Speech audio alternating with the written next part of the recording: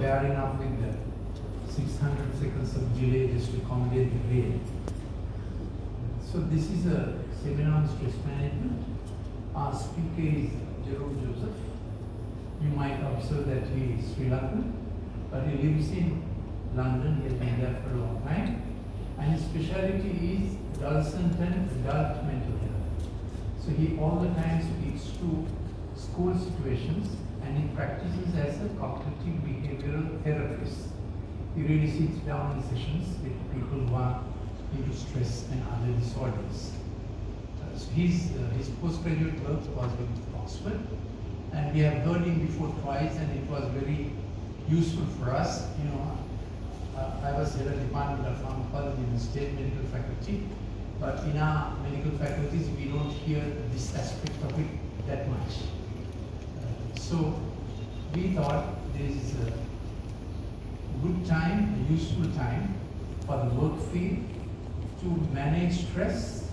It may be personal, it may be in the workplace. I trust you will benefit from this time of, it will be somewhat academic, but quite practical also. So hang on, I trust it will be a useful experience. I'll come back at the end of his session, introduce a little bit of what I think is also important regarding the digital screen and the effects on learning and youth behavior, which is my specialty. Shall we put our hands together?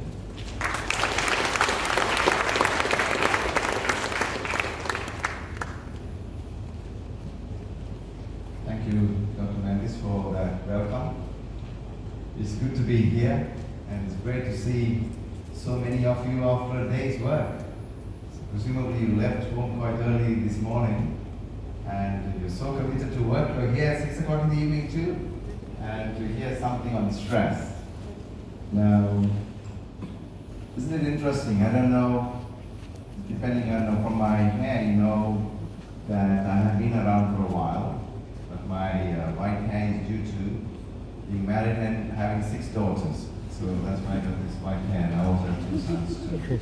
So anyway, that's my qualification to speak tonight. Yes, I am interested, and I've studied and practiced in this field of psychology and psychotherapy for some years now in mental health in England.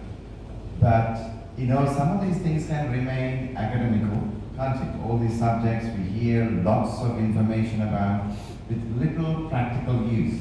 So few things have informed my style or my reason to present the way I do when I go among an audience.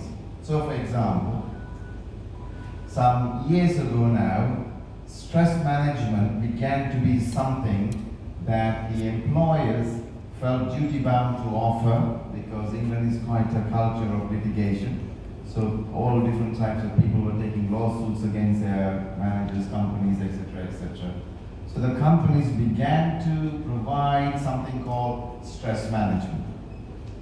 Now, often those who went to do this stress management, they were not in any way in the field of psychology or medicine or psychiatry or social work or any of that. It is just any average individual can decide, I want to be a stress management consultant, and you go on a 9-day training, and then you're certified as a stress management consultant, and they go and deliver training and courses at some price, at a very high price in the United Kingdom, and that's it. And the company feels they've provided something for their staff, and so therefore, if anything goes to court, they say, well, we provided stress management to our staff, and they haven't done anything about it.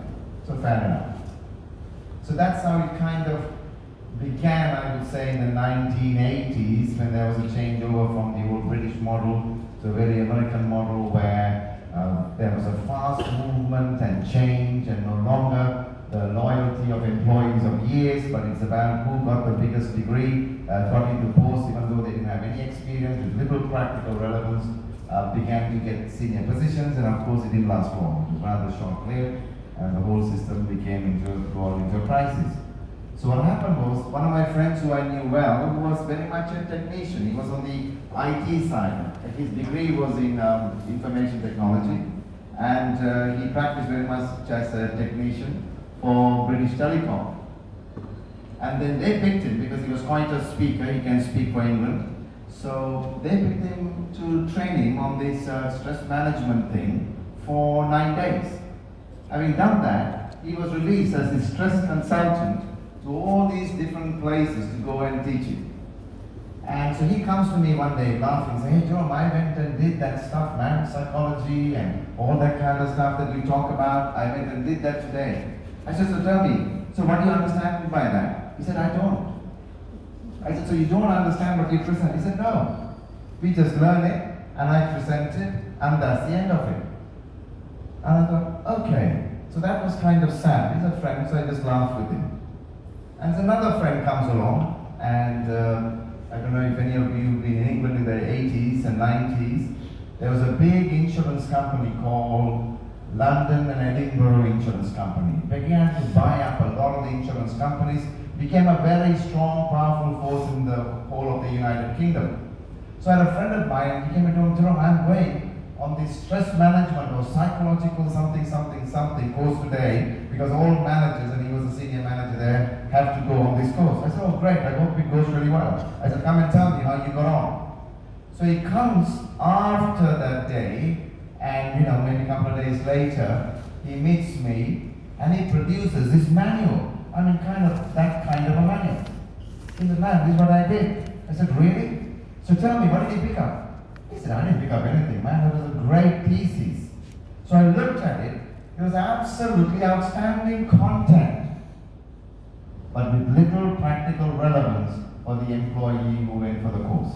So where I'm driving this and what I'm getting at? We can have a lot of academical information and academical expertise, but without practical application and practical knowledge, what it looks like, it actually means nothing. Am I right? So if you're a manager or you're a director of a company, I'm sure that you want your employees, or if you're at home or your school or your college or whatever context that you're involved in, maybe in the charitable sector, if anyone goes to something, you want something that is practical, that connects and that they want to work with. So really, that affected me and that shaped the way that I have worked things. And sometimes, I don't know whether the Sri Lankan education system or the Sri Lankan, training lecturers things are assessed in this way. We have a kind of a parrot fashion-like assessment in England.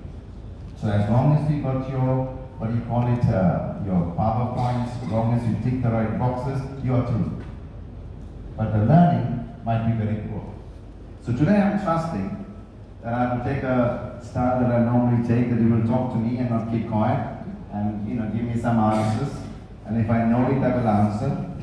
And when it comes to stress management, I am also walking and learning on a daily basis, because none of us, I don't know if any of you here feel, have you mastered how to manage stress? I mean, I would love to meet you later. It's something that we have to be challenged all of the time, isn't it? Something challenges us on a daily basis, sort of an experiential reality. We are constantly learning from our experiences, profiting from our experiences, how to manage something. So, from a normal perspective of our personal experiences, often stress management or any problem area or any challenges is very much limited to how we saw our dad or our mom or uncle or auntie or grandparent managing it. We tend to, even without knowing, quite unconsciously, take on board how to function in a pressure situation. Am I right? And we just function. So some people say, "Oh yeah, he's a real strong guy," or she's really good, she's a strong character, she can get through. And other people are told, "No, she's really weak, really," or "he's really weak and they can't get through." So we kind of seem to categorize people in different places, and sometimes it's helpful and sometimes not helpful, particularly to the ones who are told, "You know what, they're so weak and they can't do anything." So my context is, I'm saying, listen, this is our personal, family, environmental experiences that have shaped how we manage a challenge in front of us.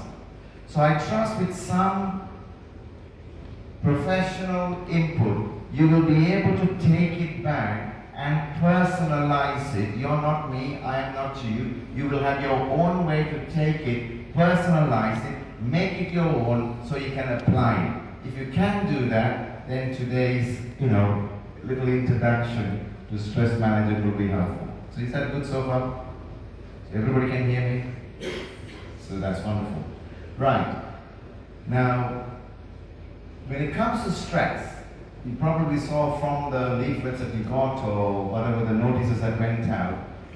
I don't know about you, I never heard this word stress when I was growing up in Sri Lanka. Never, ever heard anybody say, I'm stressed. Right? So as I said, some of us been around for a while, I never heard this word stress. But now, even my youngest will say, I'm stressed. Everybody's talking about stress. But often when we investigate what it is, it's often unclear what are we talking about, except we are under some level of strain, either mentally or physically or emotionally, and our common way and a safe way to express it is stress. So even the doctors in England and some of my colleagues, when we have to write reports, we are careful not to use the word depression or anxiety or obsessional compulsive disorder. We do not use those words because they are diagnoses. When you give a diagnosis that why somebody is not at work, you can actually go against somebody. Because they say, oh, so-and-so is depressed, no longer reliable in this particular context. So therefore we are very careful to dress up what we write, and the word that we use is stress. So-and-so is stressed. So that means they can be depressed, they can be anxious, they can have all sorts of other difficulties that's going on, but the word stress has become acceptable to even employers. They say, oh yeah, stress is okay, we all have stress and we get through. Okay. So, continuing on this theme of stress, Michael, you kind of go to the next one. Now, I have used the word authority, and you might think, oh, what is it? What has authority got to do with stress management? Okay, and usually, if you put the next slide up, please, Micah. When we think about authority, we think about somebody in power or in control, command, dominion, rule. A general sense of somebody is over somebody else.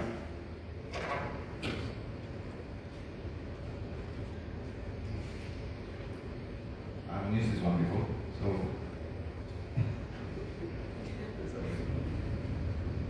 And this gets me stressed. You see what I mean? Slightly outside of my sphere. Right. So generally when we talk about authority, and again defined within cultural frames or where we come from, that suddenly we think authority means somebody over somebody else. So that's what sounds like authority. But I'm not going to go there whilst some other aspect is right and correct, etc., etc. But I'm going to be talking to you about relational authority. Now, relational authority is a recognized experiential knowledge about a sphere. So a recognized experiential knowledge about a sphere. I'm not talking here just about professionals in the corporate. I'm talking about any function that we have, any role that we have, either at home, in our communities, in the different clubs that we belong to, or at work, or the wider world. Any kind of role that we have, or any human experiences that we go through, that people will know, a recognized experiential knowledge about the sphere. Of course it applies to professionals too, but I'm not just limiting it there when I talk about relational authority. So if we can move to the next slide, please, Micah. So relational authority is a key to prevent or to minimize stress, to manage stress efficiently, or to profit from experience. And you might wonder, what is he talking about? How can relational authority help with stress? So let me give you a few human examples that we all know that what this experiential knowledge is. Now, having had 8 children, that means it's 8 labors, okay? So I was never involved in a labor before going to England. So there I was. I have been for 8 labors. So quite experienced being at labor, but never was in labor. You know what I mean? So if I ever think that I have an authority to talk about how challenging a labor is for a mom to go through and to deliver a baby, then I am outside of my sphere. I have seen it, I have observed it, I've been part of it, nearly broke my fingers through it, but still I do not know what exactly it means for a mother to be in that place of labor and to go through. I'll tell you, after watching labor, I take my hat off to every mother. I think, man, men can't go through this. Definitely God has ordained for women to go through this. Because we don't have the strength to do that. Right, so, relational authority. So the woman who has gone through that experience and knows what it feels like, how the challenging it becomes, and the person has to position themselves, respond to the situation, react to the situation, and to manage that situation the best that way they know, and they deliver the baby. For somebody who goes through that, knows something that somebody who didn't go through that, am I right? Somebody knows that. So when somebody else is in that situation, who has the authority to speak into that situation? The one who has experientially been known to go through that process is able to affect the other person to say, listen, when you go through this, don't worry. This is what we call transition. You can't go back, you can't go forward, you're caught up in the middle, but don't worry. Things will happen soon, things will be over. So that's far more reassuring than an amazing, wonderful, qualified consultant, particularly if it's a male one too, coming and don't you worry, it'll be all okay, come on, don't make a big fuss about it. Can you imagine that? That's where we have a relational authority undermined and a relational authority upheld. So in stress management, the reason I am talking about this area is that we all need to know our function, our sphere, how far we can go. This is true for professionally, but this is also true personally. So I need to know that's how far I can go.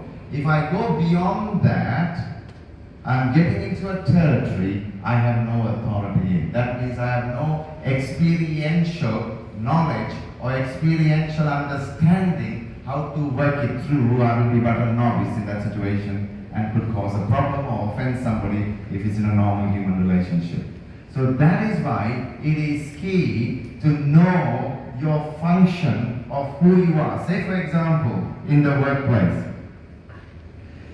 Now, depending on what profession you are, so within my context of profession, I have to know as a clinician, what is my skill base, how far can I go, and at what point I need to say, listen, I hear you, Mr. Mrs. So-and-so, Mr. Mrs. So-and-so, and I've heard you, but I will not be the best person to help you, but I know another colleague who might be better positioned, better experienced to be able to see you through. Now that is good professionalism. But if I'm arrogant and proud and think, you know what, I can see anybody, I can do anything, I will enter into a territory beyond my sphere, beyond my place of authority. Then what happens is I'm going to begin to tilt because I do not have what it takes to deliver that situation. Now that is true of a professional, but it is true at every level of role or function within employment, or it is true within every role and function within home, within community, or in any setup. Does that make sense? Stay within your sphere of expertise, whatever that might be. And that way, you will minimize stress, because we will try and define stress later, because not many of us know what stress is, but we say we are stressed. So this is why I felt this is key for us to start with, to recognize that most of our stress comes from we have gone beyond that territory. Sometimes not by choice. The manager came and told you, yes, I know you don't know your accounts, but I want you to do this for me. I want you to do the budgeting for me. So this person is completely outside of their sphere. They have to try and do something, otherwise they'll lose their job. And that is true in lots of things, that in different corporate entities, when somebody leaves, they're never replaced.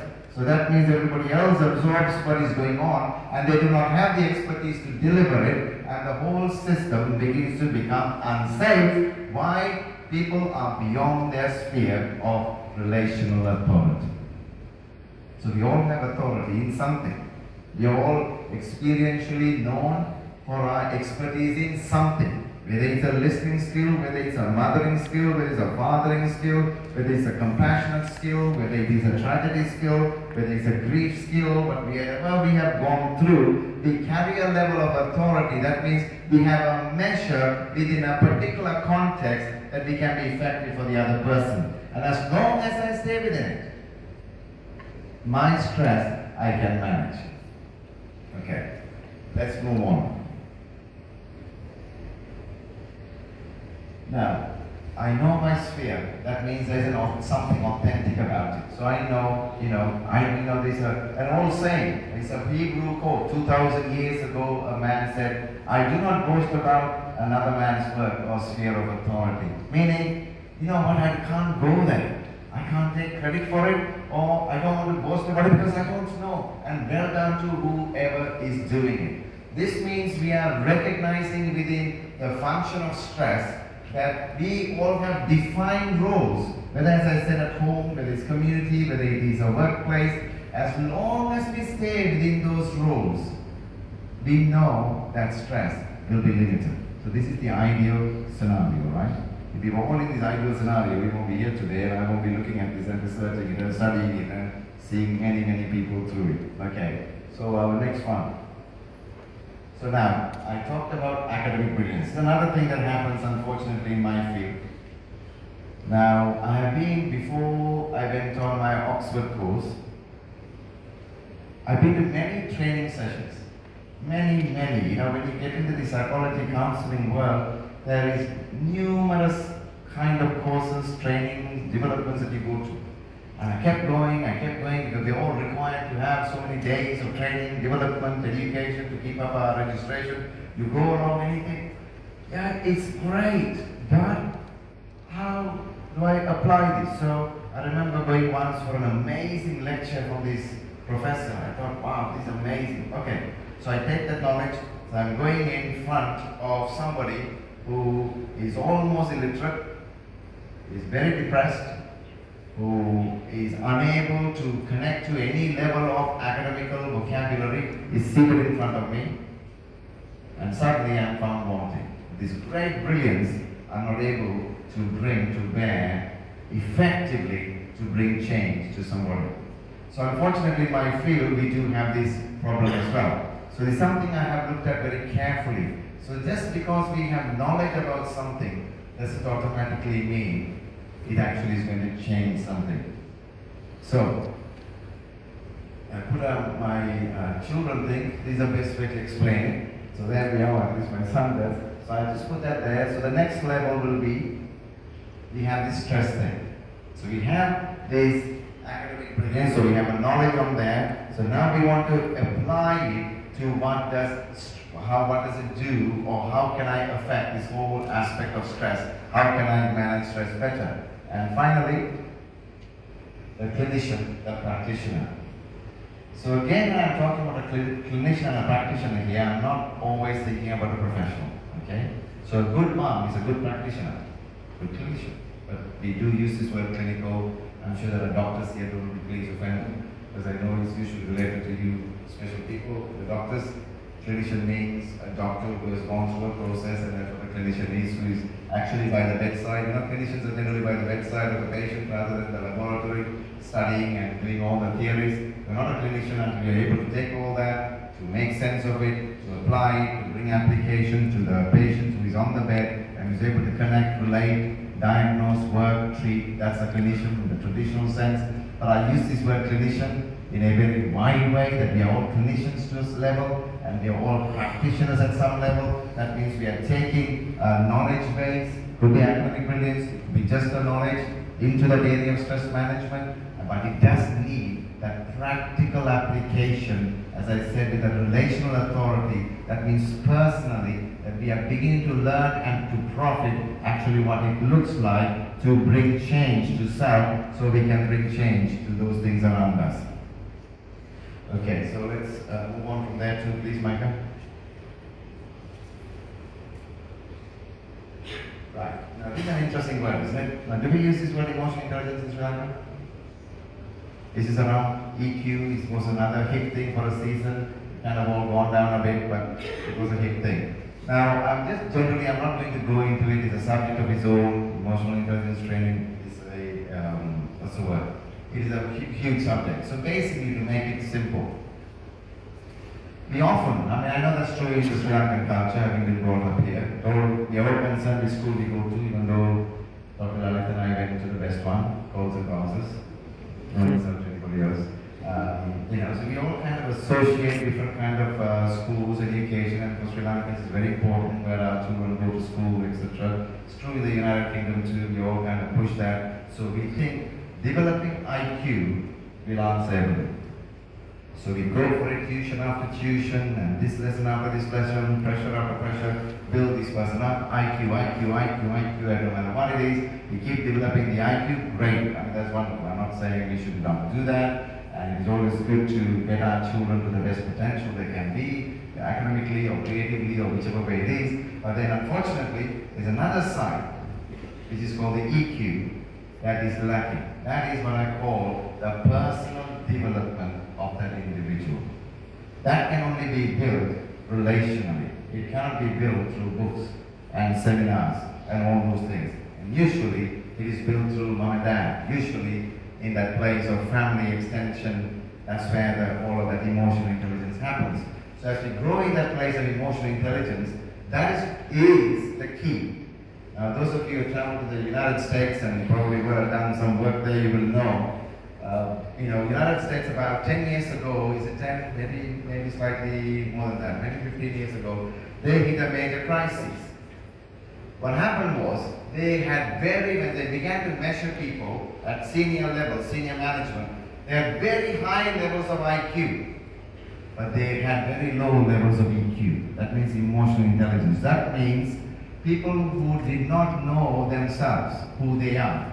People who did not form a character, people who have not come to reflect and learn about themselves, who have not reflected and learned about how their behavior affects other people. They have not reflected and learned about their prejudices or biases and how they communicate to other people, how that they are not real team players. People haven't reflected and grown in that. So what happens, this is what we call the bedside management for a doctor, or the general manner and attitude. So in my field, clinical field, they will say relationship. So if the therapeutic relationship is wrong, you can be the most brilliant therapist, it's not going to work. If you put your clients off, they will never connect with you, particularly when it relates to emotional bonding or emotional connection, which is so needed in the place of working through things like stress. So I put emotional kind of intelligence there, meaning let's begin to, in this whole matter of stress, begin to be honest with ourselves, begin to recognize, begin to acknowledge with other people's feedback, or what you know yourself, to know what is actually happening with you. That means you're becoming aware. That's a very key part.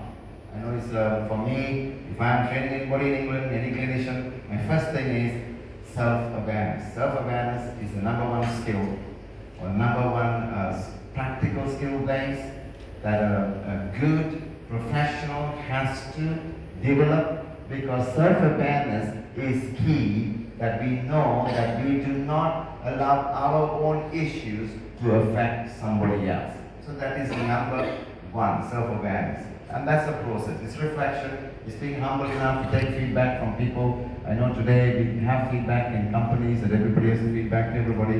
In England, we can even sack managers. If the employees actually give bad feedback, the manager is sacked. I don't know if that happens there, but I know in England it happens. So really now the feedback has become big, and self-awareness is required in the marketplace. Self-awareness is required in different settings, and it's a good thing, not a bad thing at all. So when I'm talking about emotional intelligence, generally, yes, as I said, there are many aspects to emotional intelligence. I'm talking about become aware of what's happening with you. There is a point that you have to stop and say, you know what? Something is not right. Something is not right. I am not feeling right. My chest is beginning to hurt. My stomach is beginning to churn.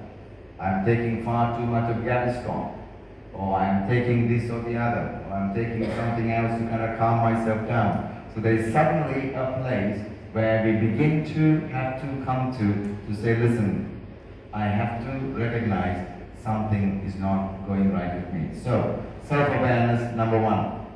And from that process onwards, once you begin to recognize what is happening with us, then we begin to be open to learn and profit from experience of others, learn and profit from knowledge from others, so that we can begin to change and to manage our personal stress better. So let's keep moving on. You know, time is passing by really fast too. Okay. Now, the word stress, right? The word stress here often, you know, in language, we use it, we put stress, a word or a point, or pressure, tension, put on a material, we use the same word stress, don't we? But that's not what we're talking about. So what we're talking about is, the next slide, Micah, the definition of stress. Right, now, this is a point I want a little bit of discussion. I've talked, I don't know, for half an hour about stress. I want to know from a few opinions here, what you understand by stress. And this is not a good point to go on Google. I just want to know your personal understanding. One word, two words, one sentence, just to tell me what is stress. What do you understand by stress? And I'm going to do some writing there if you don't mind. And, okay? Just shout it out to me, don't worry, just tell me. What do you think is stress? How do you define stress? Any word, doesn't matter.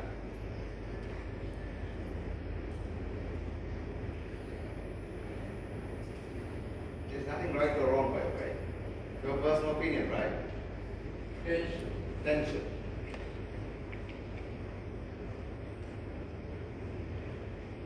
Pressure. Pressure. Pressure.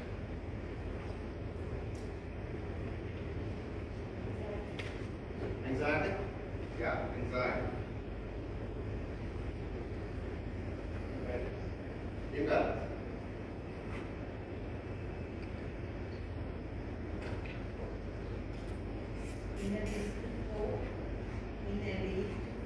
Inherent hope.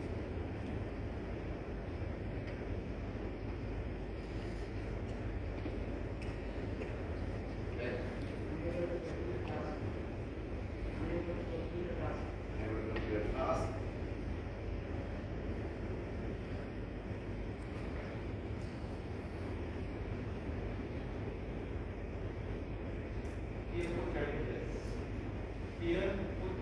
Fear for challenges.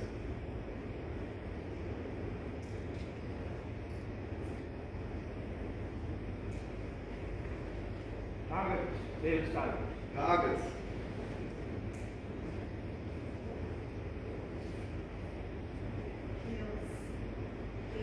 Chaos.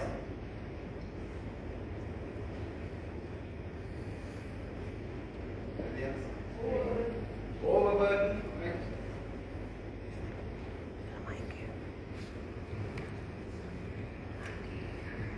Anything else? What is stress? Is it pessimistic?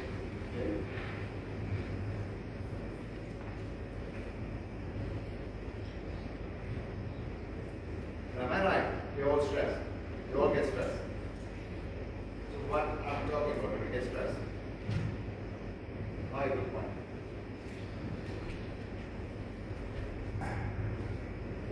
So some of us say it's overburden, targets, tension, pressure, anxiety, chaos, pessimistic, fear of challenges, imbalance, unable to cope, unable to complete a task.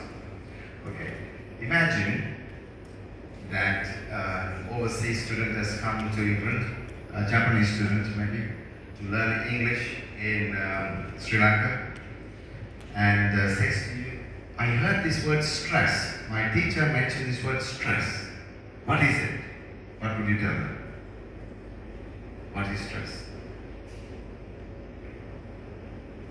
So that a student needs to know, what is stress? Worry. Did somebody say worry? Yeah? Okay.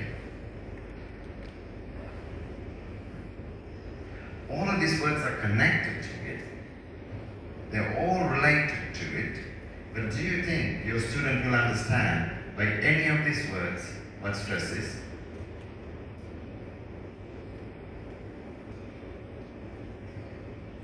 By the way, you are not going to be the first groupie that are finding it difficult to define it. Trust me, 99% of the time, when I go around across England, people find it difficult to define stress. It's a bit like anger. And if I have time, I'll ask you later, what is anger? I can tell you, it's not easy to define. Stress. Any of the young ones? Stress. We use it a lot. What is stress? What is stress to you? Will you be insulted if you went and said, you know what, I'm really stressed? Would you be insulted if somebody came and said, oh, so you mean you're worrying about something? Would you think, oh, no, that doesn't carry the weight of my stress? Remember, this thing called stress has major impact on our physical health, major impact on our emotional health, major impact on our performance. This is a massive force that is affecting us. So if somebody said, you're stressed, so does that mean you're unable to complete a task? How do you feel? Does that reflect you? If that is stress?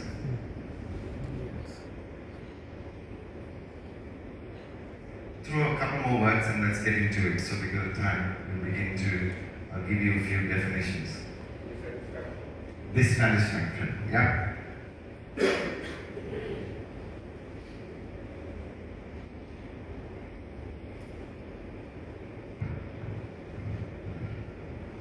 Any other words? Uneasiness. Who said that?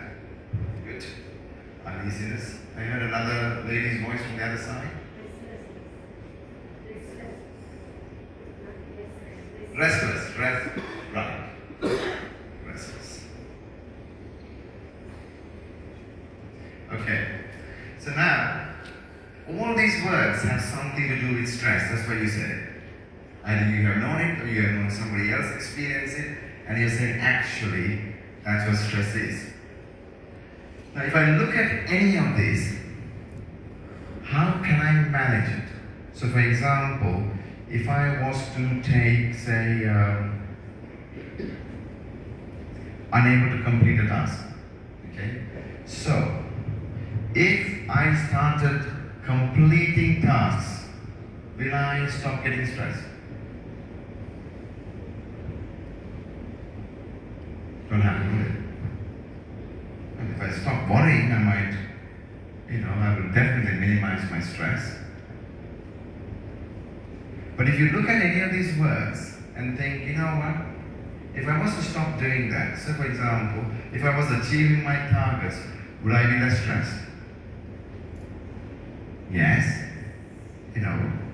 Probably more, commission or whatever, or, one's job is secure. Yeah, all that is true. But when we come to define stress, it is not always easy. And that's why we do not manage stress well. Okay, we don't know what it is. We're dealing with an entity that we don't really know what it is because we can't actually put into words, this is what I'm going through. Does that make sense? Could you kind of agree with me on that? Yeah? Stress is an unknown quantity. Often people say, I'm stressed. That means it could be you're really busy at work, things are not going too well at home because you're not at home, and maybe things are not going too well in relationships, friendships, and you say, I am stressed. But often that has not unpacked the problem area so you can actually deal with it to overcome your stress. So first of all, to recognize, we need to be able to define stress. So that way, we will be able to do something about it. Doing something about it is better than not doing anything about it, because if you don't do something about it, it can only get worse and worse and worse. That's true for all of us, right? At some point, it's going to do it. Okay, so for the sake, again, of time, thank you for that contribution. I'm going to propose a way of understanding, of making this whole stress thing easier to define, so that you can make it simple. And I would say this will be one of the most, in my work experience, this has been one of the most effective strategy that I've used. It's absolutely simple. It is very basic, but it actually simplifies things that you get a handle on this unknown entity called stress. And there's nothing I can do about it. That's the whole challenge. Often you feel so overwhelmed that you feel nothing you can do to affect change, which actually makes you feel worse. Okay, so let me give you this. Now, I don't know whether we use them anymore. I think I haven't been to any shops recently in that kind of way. So in a supermarket now in England. When I was growing up, do you remember that old scales? Where if you said, oh, I want a kilo of sugar. So this guy takes like little round things, 1 kilo. Then he starts pouring the sugar in until the balance comes. Remember that one? Any of you young ones know that one? No? Oh yes, there we are. We have some people who remember it. It's amazing stuff, better than any digital stuff. Some guys change their measures and all that, that's true too. But generally speaking, we used to see, so I used to be fascinated by this thing going up and up and up, and balance says, okay, there's a kilo of, what do you call, your sugar, take it with you. So, just bear that in mind. Another example will be, seesaws. I haven't been to a park recently in England. Kids are a bit bigger now, they don't like to go on seesaws. Seesaw basically means you have to get two different equal sizes, right? On both sides. So you can kind of, one goes up, one goes down, that kind of a thing. You remember that too? Okay, so keep those two metaphors in your background even as I begin to explain this. I know, Michael, we can go into the slides in a minute, okay? So, if I was to say, on one side, there is this entity, and the other side, another entity, I want to call this one side demand. Okay? And this side, I want to call it resources. You get hold of this, I can assure you, this will work amazingly. So technically, this is our seesaw, or this is our weighing scale. So one side we have demand, on the other side we have resources. So if your demand is, say, using weights 10 kilograms, and if your resource is 5 kilograms, what would happen to your scale? Your scale will tilt towards which side? Demand, won't it? So your scale will go like this. So there we are, we will have something like this. Okay? Once this happens, that is when we begin to experience physical, mental symptoms of stress. That means your demand has exceeded your resource. So when you come to deal with stress, remember these two entities, demand versus resources. We always need something simple to remember when you're in a crisis, to remember on a stressful day. What's my demand? And what is the resource I have to deal with it? Does that make sense? Okay, let's do a few examples. So, that is 10 kg and 5 kg. I think we all like to talk about money, right? Because money is a big issue. I mean, in the United States, the recent survey says the number one stress, it used to be marriage breakdown or relationship breakdown used to be number one. Now the number one stress factor for them is money. Money, basically meaning lack of, to be able to meet with this amazing civilization that we have created, and what it should look like, what it should be, and this thing is called money, insufficient. So the biggest stress in the United States right now is money. So let's talk money. So going back to demand versus resources. So if we were to say, your demand was, what can we say? Okay, maybe for men, some aftershave, maybe for ladies, some lovely perfume. Say it is, but I don't know. 5,000 rupees. 5,000 rupees. But then you look in your pocket, you only have 2,000 rupees. So what has actually happened if you're going to explain this by demand and resource? So can you tell me a quick sentence saying, okay, when I look at this, 5,000, 2,000, I would say, if you can just answer me, and if you were using the word demand and resources, how would you explain this? Demand is more. Say that again? Demand Somebody is said something. Demand is more. Yeah. So my demand has exceeded my resource. So what options do you have if you have to meet this demand? What do you need to do?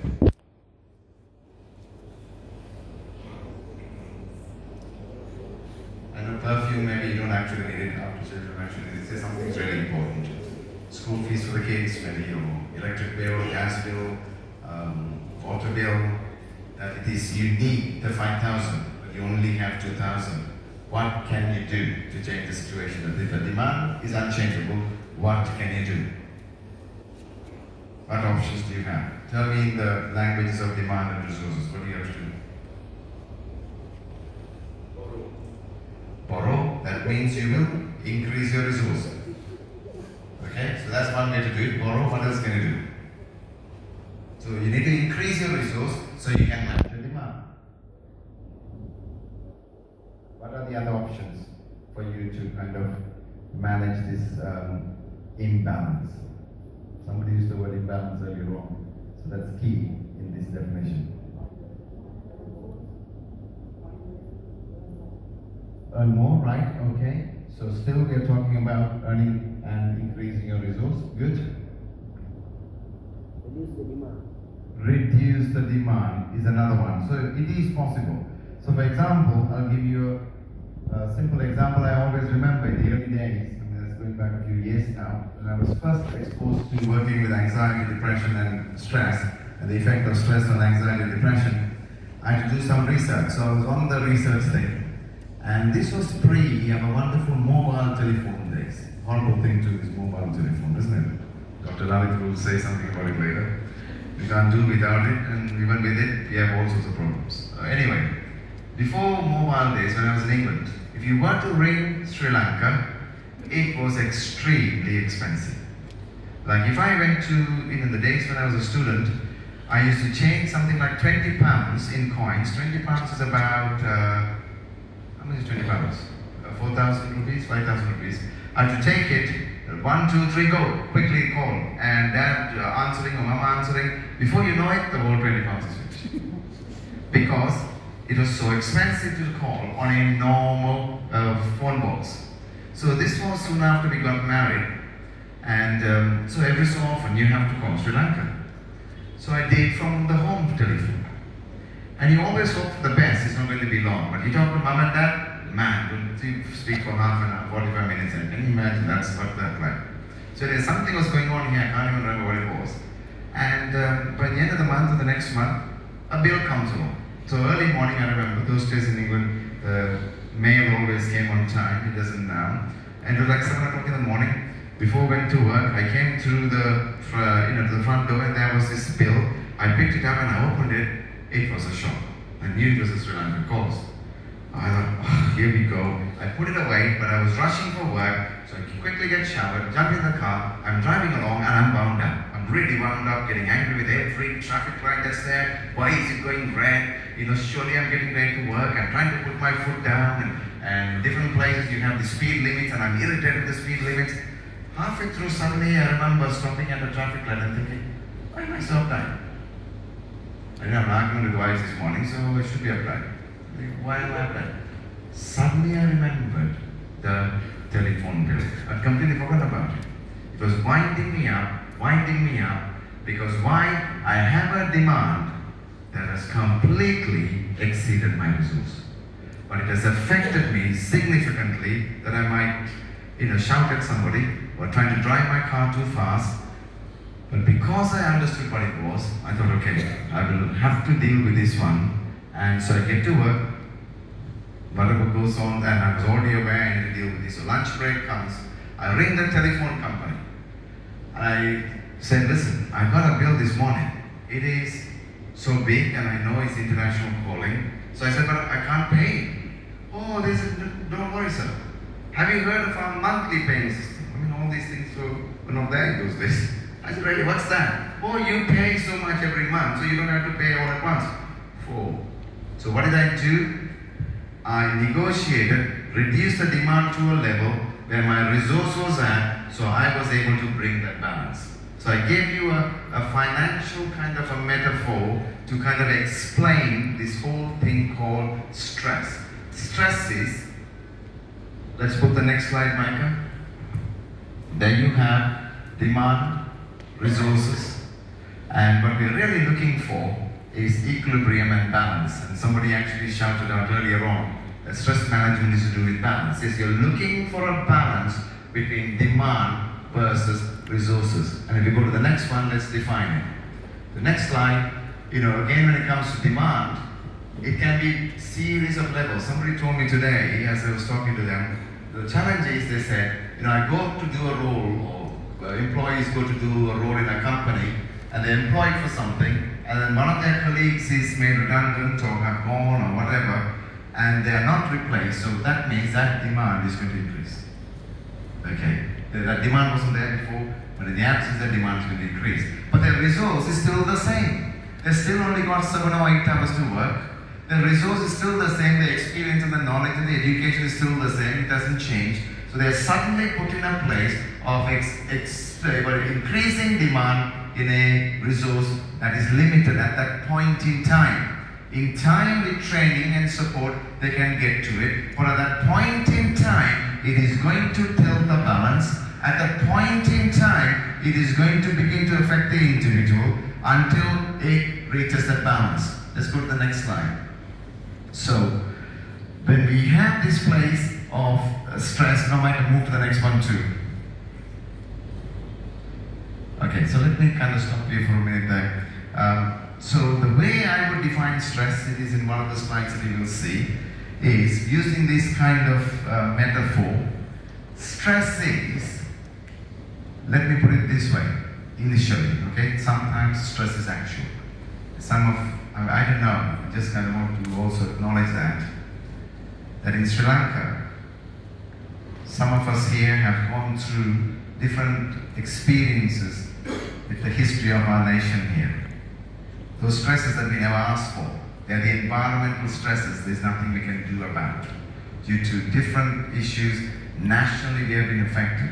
Suddenly, they are things beyond the charts when we begin to deal with stress. But the stress that I'm talking about is our day-to-day function stress that affects us, what we can do something about. The other bigger stress, that's for another time that we need to talk about. For this personal level, my definition would be, stress is a perceptual imbalance between demand versus resources. That means I think my challenge is so great and there is nothing I can do about it. Or my work task is an impossibility, I cannot do anything about it. So basically, the demand is so great, there is nothing I can do about it, brings that tilt, but it is still a perception. It may not be actual. There might be an aspect of that is true, but because we are stressed means we are tensed, our whole system has changed, is magnified, so we see the cat and think it's a lion. We may not like a cat, but we can deal with a cat that we don't like, but if you make a cat into a lion, you have to run from the lion. And often I would say, good number of us do this in our personal lives, that we perceive a demand greater than resource, until somebody whom you love or care for, who knows you, or a good colleague will come and say, hey, wait, you actually can deal with this. Yes, it's there, but look at what you have. Look at this thing. You can actually deal with it. Until that point of conversation, this individual is in the place of a tilt. So if you remember this one thing from the lecture today, stress is an perceived imbalance between demand versus resources. Demand and resources. Make sense? Yeah? Okay. Right. Now stress, we talked about it earlier, it's a process, right? It's not a diagnosis. So nobody can diagnose somebody as your stress. No, it's a process. But sadly, unattended stress will lead to physical and mental ill health diagnosis. So let's carry on to the next one. Okay. Having talked about, this whole area of stress. Now, physically and medically, people will generally, identify stress. I put ANS there, which is the autonomic nervous system. So I'm not a doctor, so I'm not going to go into the church.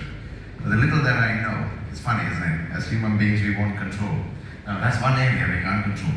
Autonomic nervous system. That's a wonderful thing that works while we are asleep. The heart continues to breathe, lungs continue to work, digestion continues to happen, everything outside our control.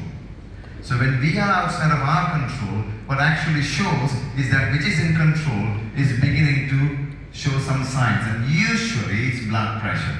People pick up a blood pressure. Blood pressure is raised at some level, people pick up that stress. But the bizarre and the strangest thing is, that is also normal. Any athletes here? Any 100 meters or once upon a time you're an athlete? Anybody run for your school, college, country? There we are, we have an athlete. Now, before you run, where is your blood pressure? You're prepared, you're ready, you're warmed up. Is your blood pressure low or high? High.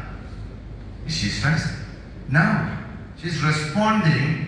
I know the word threat. Oh, something has happened with the word threat there. There's a threat in the sense there's a challenge upon her. So it is normal for the body to respond and react to that is needed. So if you need to run, your body will respond to it. The blood pressure will go up, but it is not going to cause a problem. So we have a normal, healthy response to stress.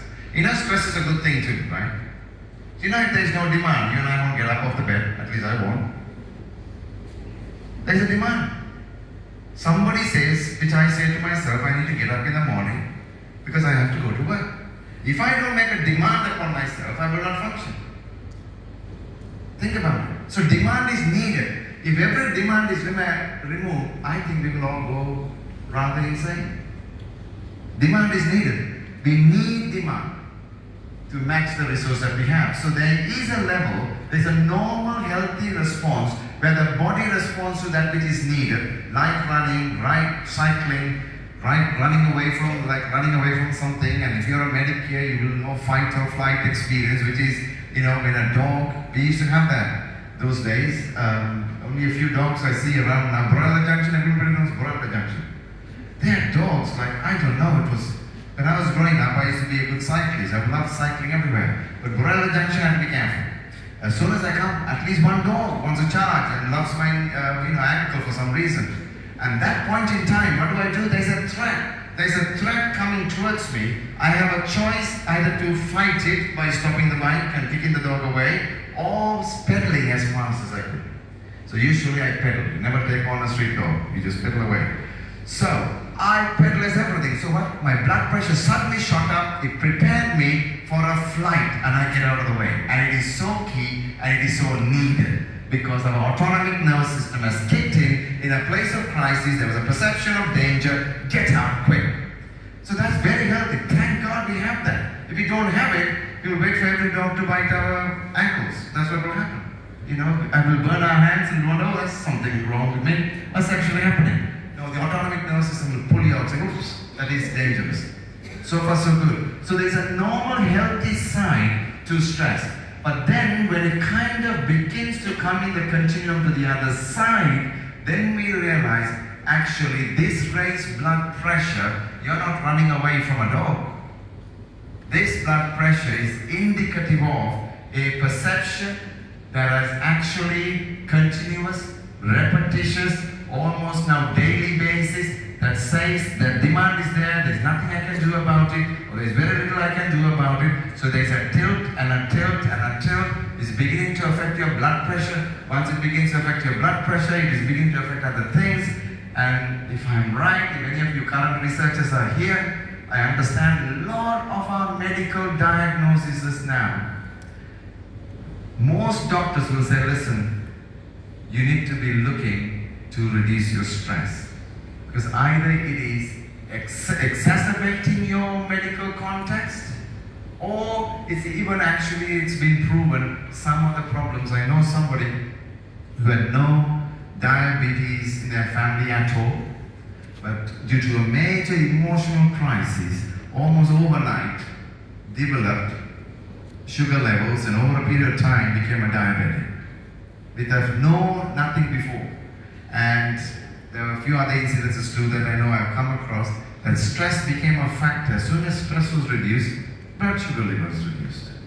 As soon as stress was reduced, all other different medical things reduced. And then I know in a few conversations I had in Sri Lanka too, people told me, listen, when I'm less stressed, I'm okay with this, that and the other, because my medical situation doesn't flare up. So, we have the normal stress, where there is demand upon our lives and our resources meet it, and we sometimes love doing it. If you're an athlete or something, if you enjoy to do something, responds well. But then when it begins to go along the continuum to the other side, then we know we have hit an unhealthy place.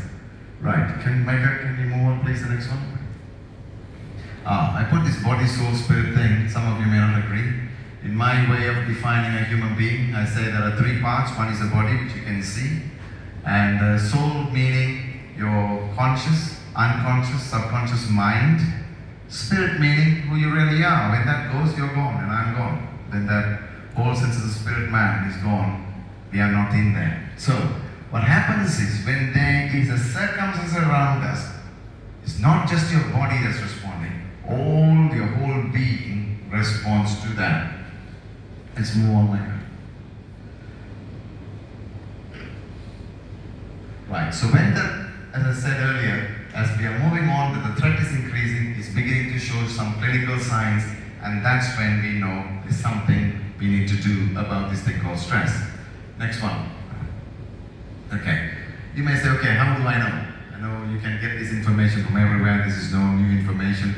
Often you'll find that somebody is either overeating.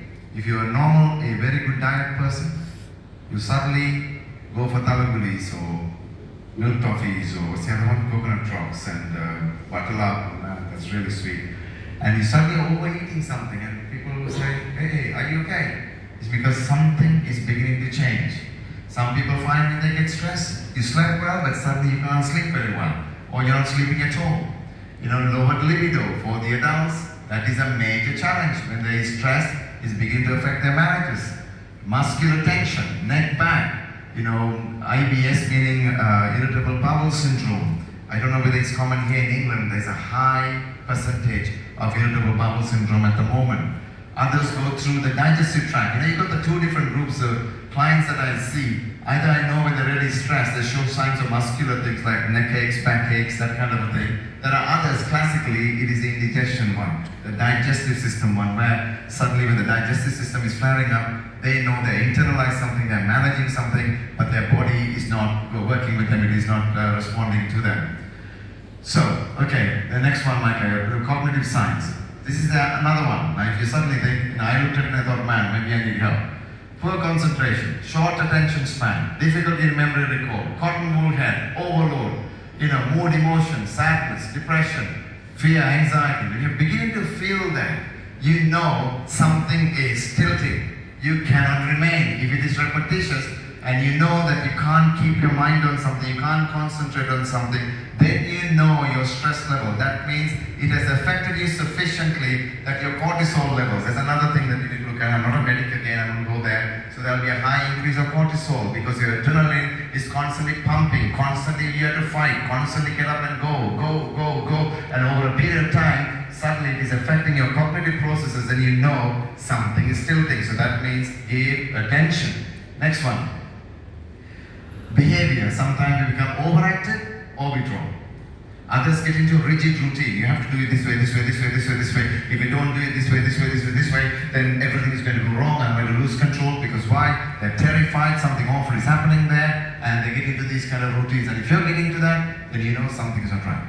So compulsive behavior is very closely related. Self-medicating. Self-medicating through food, drink, alcohol, tablets, all sorts of things we can self-medicate, right? Without even going to the doctor. Oh, I'm fine actually, yeah. But you're completely gone that day because you had a bottle of whiskey and all was well. So the next morning, yeah, man, life is great. So as soon as you know that is happening, then you know these are only fruits of something else that is going on. So that means that is a point to give attention. Right. Next one, Michael. Okay, what are the common causes? I mean, you would have come across these things, you know.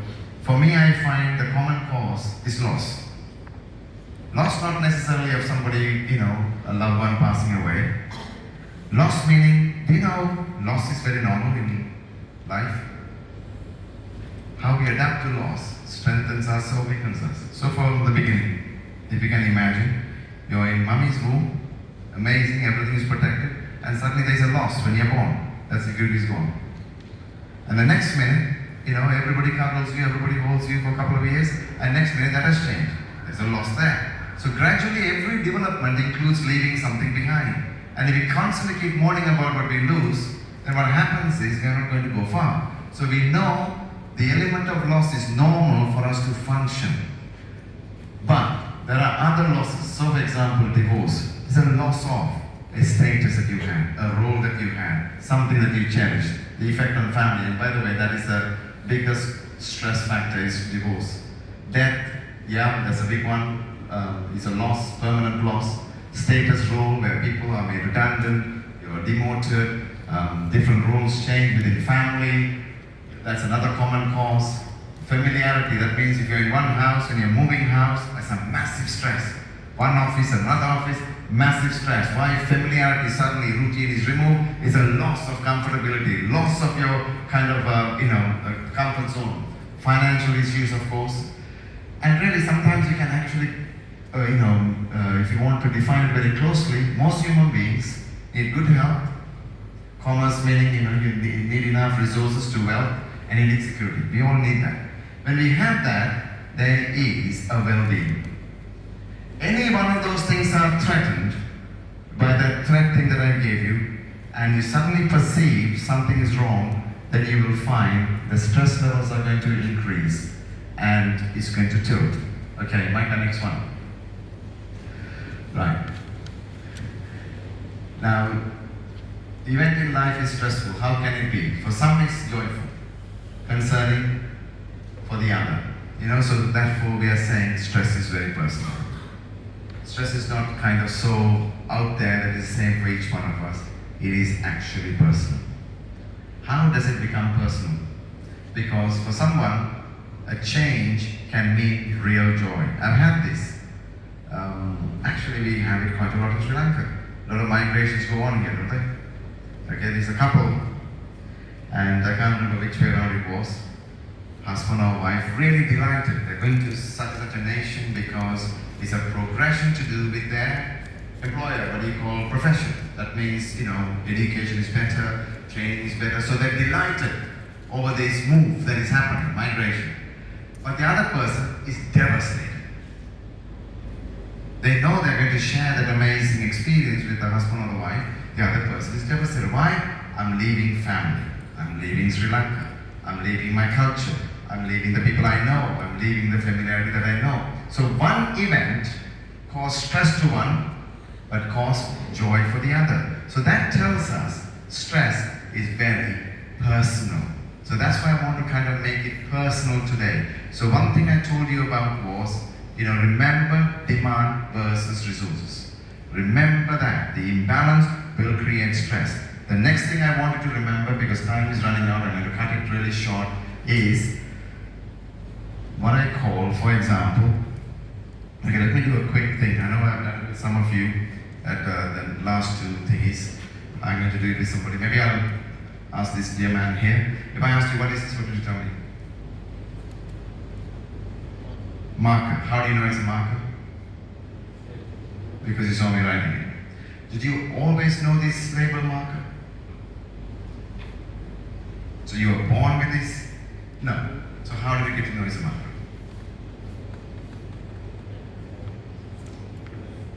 Through learning. So at some point, you came across this object, either somebody else told you, or you yourself learnt it, you saw it on television or being used, you realize it's a marker, okay? And yet 2 seconds ago, we were talking about something completely different. but I changed the subject and I asked you what it was, he immediately said it was a marker. If he said, what is it, I would have worried about it.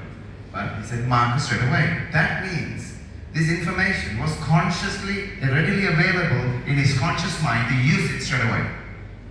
And that informs in that sense of his environment. He says, okay, I know what it is, I know what to do with it, it normally writes with it, okay? So I know it was a very simple exercise, but it's a very complex process. That means we have lots of information that is floating in our minds that actually governs our behavior. Now, were you very conscious when you said marker, or you just said a marker? Correct. Do you know, for example, when you came through that door, did you stop and think, chair. Chair is the place human beings sit on. I need to turn around, bend my knees, sit down, then I'll be sitting. Did any of you do that? Thank God. That's good. That's good news, surely. So, but he just sat down. But he knew what you were doing. Do you know, you and I label absolutely everything. Without a label, you will know what to do. If this you did not know a pen, you will not touch it. If you did not know that's a chair, you will not sit on it. If you didn't know that's a door, you will not go through it. You will try to climb the roof. So therefore, we label absolutely everything. And that labeling comes from our personal experience, where it comes from. Okay? So I often say, I know somebody in this room that I did this experiment with. Sam, it's my wife, by the way. I did a lot of experiments on her in the early days. And I was working on this model, and some day she said, we were cutting cucumber. Oh, she said, I don't eat cucumber. I said, why don't you eat cucumber? Oh, it's bad for you. I said, what do you mean it's bad for you? Oh, it gets stuck in your throat. You kind of taste it all the time. Oh, I said, so did you ever eat cucumber? No. So how do you know it's not good? Oh no, my mommy told me. So she took on mom's version. She had a label, cucumber, bad news, gets stuck in the throat, so don't eat it. I said, okay, do me a favor, let me check it out. Why don't you eat a cucumber and see if it happens to you? So I'm still doing my cognitive testing here. She eats it, all okay, and she actually likes cucumber. I said, there you go. Sometimes experiences governs our labeling, but we can change it. And it is true with stress. The reason I'm giving you this is labeling is often keeps our stress going. Oh, I can't do that. Oh, no, it's too much for me. I just can't do that. If you can't do that, just like you say it's a chair, you'll sit down. If you can't do that, you won't do it, for sure. If you say it's too much, it is too much. So whatever you say is what your behavior is going to follow. Make sense? Okay, so maybe I wouldn't go through the slides because the time is running out. Right, let me quickly go on. Another quick example.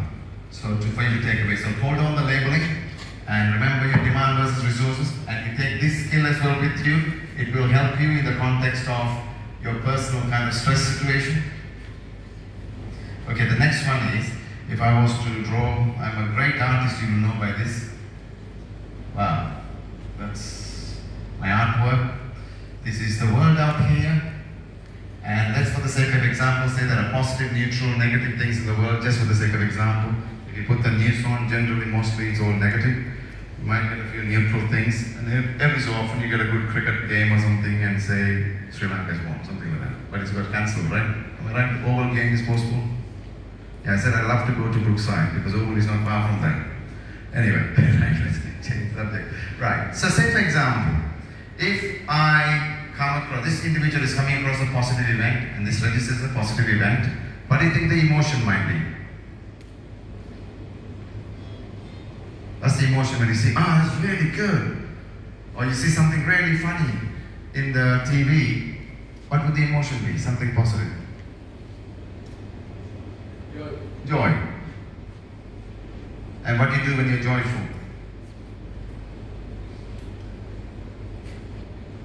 What do you do when you're joyful? Smile. Okay. So, not complicated, right? Very straightforward. Here you are, something positive, the person is feeling the joy, and smile. So what about neutral? I'm sure nobody likes cricket here, right? So it's neutral. At least my wife doesn't. Okay. Now here's something negative. We see something and something is negative. What would be the emotion be? Something, you've got some bad news. Sadness. Somebody said sadness. So what do you do when you're sad? Cry. Okay, it's fairly normal. Does anybody think it's unhealthy to cry? Actually, very, very therapeutic to cry. Okay, so can you see there is a consistency? So what happens here? So one here, this is the way it's going. Somebody sees that, and then see this happens, and this reinforces this. So what happens if I was to block these off, head part, will the word event jump to your emotion? Will you feel suddenly happy about something without thinking about it? Can it happen? Can you have an emotion directly from an event, an experience, without understanding what's going on? Can you? Well, the answer is no, right? Okay. What I'm trying to get through here is, if we shut this place down, you will have no emotion. A car, you need the ignition to start the car, or press the button to strike the ignition to start the engine. In the same way, if the cognition is not hit, the entire system will not work. There is no emotion, no behavior if you don't know what it is. If you think it's not funny, you're not going to laugh. If you think it's not going to be, it's sad, you're not going to cry. If you don't think it's neutral, vice versa. So what's happening here is, until you understand what it is, your emotion and behavior will not respond. So how you understand something is going to be key. So we are talking about stress management. So perception of that imbalance is a key factor to shift your stress. So your understanding, your perception of what your demand is, your perception of what your resources is, that's what's going to shift your personal stress. Now, I often tell people this and sometimes get into trouble. We really don't have a problem. There's no problem. We only have a problem if we think we have a problem. If you don't think you have a problem, what's the problem? Everything can fall apart around you. Okay. It won't affect you. There are some people like that. They're cool-headed, we call them. So it all goes back to how you perceive something. So sometimes I could go to my wife and say, oh, Michelle, this is so what? Yeah, actually, so what? It's all right. And vice versa. When she goes on, I said, Michelle, just drop it. Just leave it, it's okay. Our thinking will govern our level of stress.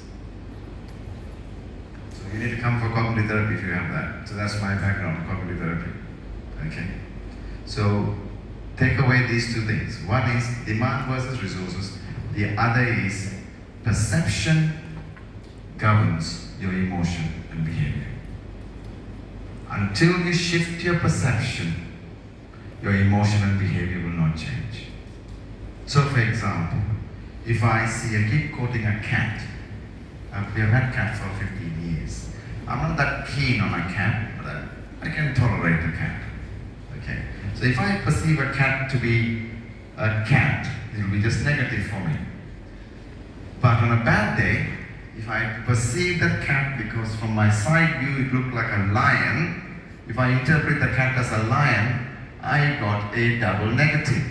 So if it's a cat, I will just tolerate it, but if it's a lion, I will run from it. But it's the same animal. Similarly, for us, if we perceive a situation either in our family life, or our personal life, or in our corporate life, work life, school life, social life, as something more than what it is, it will give us an exaggerated emotion according to the level of meaning and perception we attach to the situation. So this is what we call cognitive therapy. Cognitive therapy comes from a man named Aaron Beck in the 1960s. He started this, that in the context of, we realize in our conscious mind we have enough information, and the conscious mind actually attaches meaning to individual things, that which produces the emotion. And because some of those interpretations are gone from actual reality of what it is, it is exaggerated. According to the exaggerated perception would be the exaggerated emotion. According to the exaggerated emotion would be the exaggerated behavior. The reason I'm kind of sharing this for me is key. So through the years, so I'm not a medic, I'm not a gym practitioner. All those things are good, by the way. See your doctor, that's a good thing. Go and do your exercises, that's a good thing. Make sure you get a balanced diet is a good thing. Make sure you're drinking plenty of water is a good thing. Make sure you seek recreation out is a good thing. Make sure you're doing things to kind of suggest things like that. This is not my personal suggestion, this is the prescription of the American Pediatric Academy. These facts are presented on July 27th in the SLM academic sessions, where I recommended that every practitioner habitually says this to any mom. Please don't give your screen, give the screen to a child before the age of 3 because you scramble speech. There are so many speech problems with children unable to get language properly because of giving the screen too early. So when a child learns by rote, by parrot-like memory till the age of 5. After the age of 5, the child loses remembering like a parrot. Then what the child finds is he remembers words but can't form language. Because up to the age of 3, you have a natural design facility to absorb 2 languages, phonemes and grammar together. You lose it after the age of 3. And if you give the digital screen before the age of 3, child loses that natural facility. Can we have a vote on that, please? Second one, never give screen during feed time. Never. Feed time is the most brain brilliant time and the most important resource management activity within the first 5 days. But that's what the little fellow has to learn. Eat on time, eat properly, eat within 15 minutes, eat all what you get. Besides that part of it, melting with food, finger, mouth, eye coordination is the most brilliant thing he can do at between 0 to 5. You lose it all if you give the child the screen. What will happen is he'll be looking at the screen and he'll be doing that and someone will be putting concrete in his mouth, which will not make him brain. Feed time is the best brain absorbing time. And again, mom said, terrible this is. Now we have lost our digital nanny for the next most important thing, feed time. Please don't give the screen during feed time. Third law, no cartoons or digital games after 6 p.m. Because after 6 p.m., melatonin begins to secrete. And melatonin is related not only to sleep, melatonin is related to appetite, memory, learning processes, and your natural sleep where you have dream sleep and no dream sleep. So please, after 6 p.m., young and old, minimize your screen time. So what do I mean by screen time? Doing your work on a PowerPoint or Excel sheet, Word doc, that's okay. That's not what I mean. Meaning entertainment related high pixel activity. You understand what I mean by high pixel activity. Also for work after 8 p.m., stick to a LCD laptop or a desktop. Don't use a smart screen laptop. Can I have a vote on that? Because smart screen, the pixels directly, the photons come into your retina, and from that the neuronal changes begin to happen. So the digital gadgets, the iPad or the tab or the smartphone, you keep it for limited activity and particularly not after 8 p.m. Okay? Good news or bad news? The essential news. Fourth one, this is about handling children and cartoons. Never cartoons and games beyond 25 minutes. At 25 minutes, you have to get them to stop. Because if you keep the child on the digital screen more than 25 minutes, his brain is accelerating, his dopamine and serotonin is changing, his attention span is coming down. That is, a child to learn must have a 45-minute attention span by the age 12, and a depth of attention and an intensity of attention. Because the 3 things about attention: span, depth, and intensity. All those 3 go off, and the child will not learn. He will disturb the class. His brain potential will go down. Nobody is born brilliant, you are only trained brilliant. Please tell your neighbor, Nobody is born brilliant, you're only trained brilliant. Yeah. So you have to train your child to be brilliant by not filling his brain with the digital screen. So never cartoons and games beyond 25 minutes. You have to somehow stop them and give them a chance if possible. But I always say try to limit it for 25 minutes a day. No cartoons daily. Any daily thing becomes addictive. Agreed? Pornography, gambling, whatever daily is addictive. Also not the same cartoon, and don't buy cartoon related stuff because you reinforce addictions. Last one is more general. At all ages, keep your attention span of 45 minutes. Don't multitask, do one thing at a time. So plan your day, do one thing at a time for 45 minutes. And then for enjoyment, you can get on the Facebook maybe for 5 minutes, old people's hobby. But if you're younger, Snapchat or Instagram or whatever it is, just for a limited amount of time. Don't keep browsing and changing screen or changing programs, because that becomes multitasking. Keep an attention span of 45 minutes lifelong, you won't get Alzheimer's. I'll repeat. What do you mean by keeping an attention span? 45 minutes, do one thing at a time for 45 minutes till you go to sleep all your life. And that one thing should not be the screen.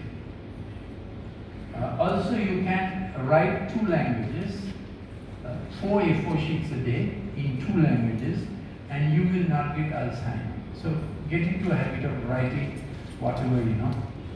You won't get Alzheimer's. Handwriting is God's best gift to mankind. Never give up on it. Keep doing handwriting all your life, you don't get Alzheimer's.